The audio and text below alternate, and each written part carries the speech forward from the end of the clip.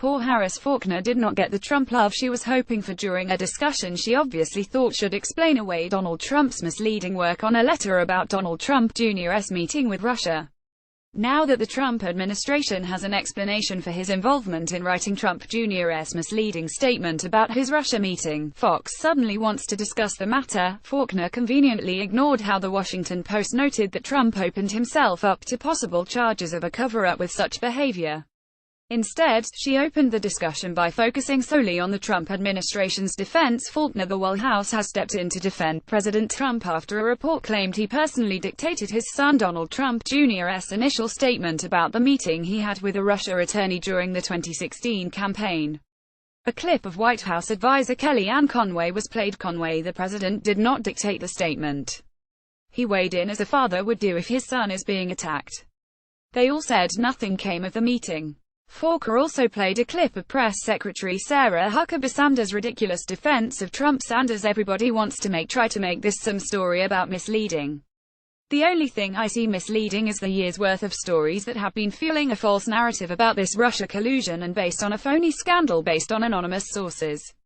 If you want to talk about somebody who's actually been tough on Russia, look at President Trump.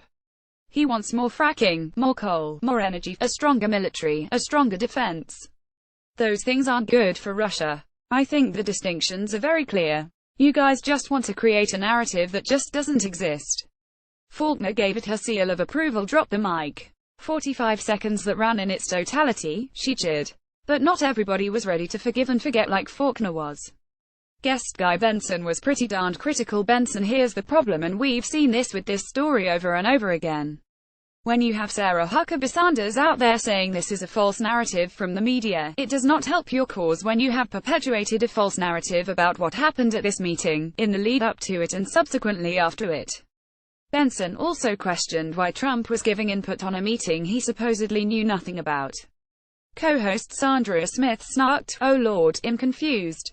But co-host Kennedy agreed with Benson, saying this is the kind of problem that occurs when family gets involved in one's political life. But loyal Trump defender Faulkner pushed back. Doesn't the president have a right to defend his son and to speak out? The lone liberal on the show, Jessica Tarlov, responded he has a right to defend him.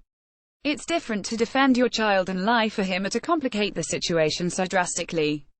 Kennedy piled on, if my dad had no idea what I did in a business meeting I wouldn't sit there and let him write my defense.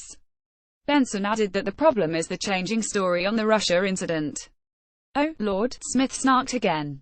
But Faulkner got the last word, defending her buddy, Trump.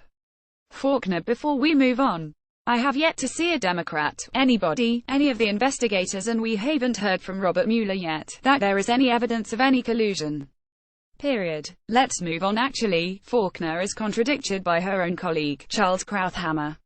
On July 12, he said about Trump Jr.'s meeting, "This is the first empirical evidence of collusion."